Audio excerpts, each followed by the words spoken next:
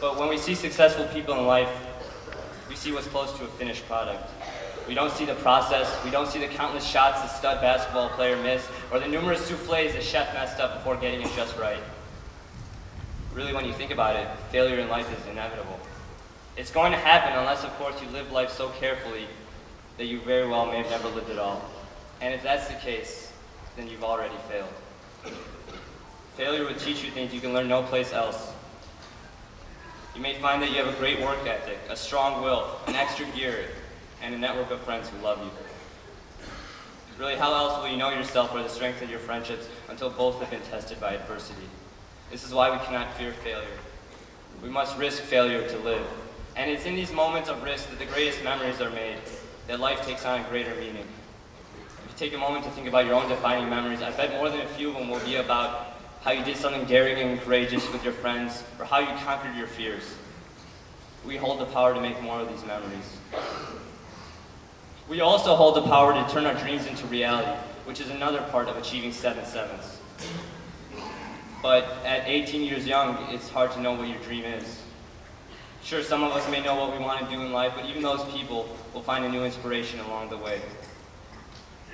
So, for the many of us still trying to figure out what we want to do in life, just give it time.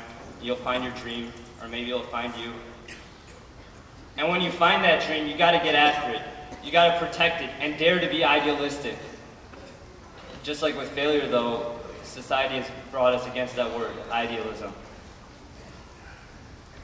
But make no mistake about it, we desperately need more idealistic thinkers in the world today. In fact, there are dreamers among us right now. And if in his mind saving Darfur is a reality, and in her mind so is bringing peace to the Middle East, then that's all that matters. At the heart of every great goal is idealism. And at the heart of every great leader, every risk taker, every go-getter is the ability to change our definition of what idealistic is. Moreover, your dreams and goals will take on a whole new meaning if you have someone to share them with.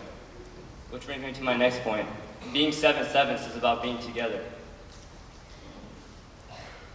My dad's always said that the purpose of life is to live a fulfilling one and to spend time with your loved ones. And besides being an avid suitcase packer, Mom, I'll always remember you telling me that life is about cherishing each other and that if possible, I smile every time I say this, that if possible, every meal should be a social activity. You're right, we should never eat a meal alone if we can help it. Because in life, what we're about is being in the moment and making the moments count. And we make the moments count by enjoying one another's company, by sharing our stories, laughs, goals, and aspirations with one another. In the end, life is about the big and small things. The A on the exam and the car ride conversations. The game-winning touchdown in the high in the hallways. The college acceptance and the songs we sing together with our teammates on the bus rides home. They're all important. In fact, I'd go as far as to say as what we view as the smaller things are the more important things in life. Not to say that the bigger things like the classes, the quizzes, the tests, and essays haven't served their purpose. They definitely have, and we've absorbed an immense amount of knowledge during our 4 years here. But at this very moment in time, I can't tell you the distance formula for the vertical component of a moving projectile. But I can tell you about how we went to Boston for Model UN, and my good friend tipped our cab driver 37 cents. It was an honest mistake, so he says. And I can't tell you what my thesis was for the Oversoul. I can't even tell you if the Oversoul was written by Emerson or if it was Thoreau. But I can tell you about how we came together on that silent Monday after homecoming sophomore year. Ask me and I'll go on and tell you about how my track brothers were my outlet, my rock in those times of sadness and tears. These are the things I remember, and you are the people I carry with me.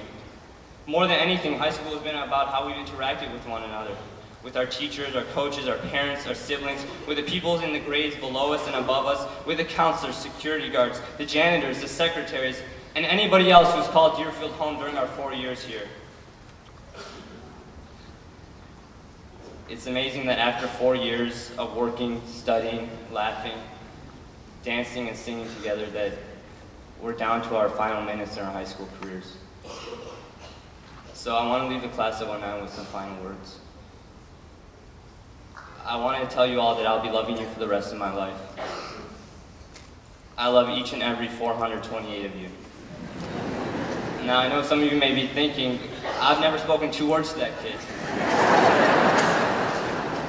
And I hope that's not the case, but even if it is, know that we are still connected through our memories of this day and of this incredible school that we've called home for the past 4 years. While tomorrow brings a new journey, today marks the end of a chapter in our lives. No longer will we eat together in the cafeteria. No longer will we put on the red and gray together with our teammates. No longer will we sit together in X202 and Q108. No longer will we walk together through E Hall and G Hall. The world is now our hallway. Hospitals, office buildings, and war battlefields will now be our classrooms. And my hope is when we meet later on down the road of life, we will have amazing stories to share with one another.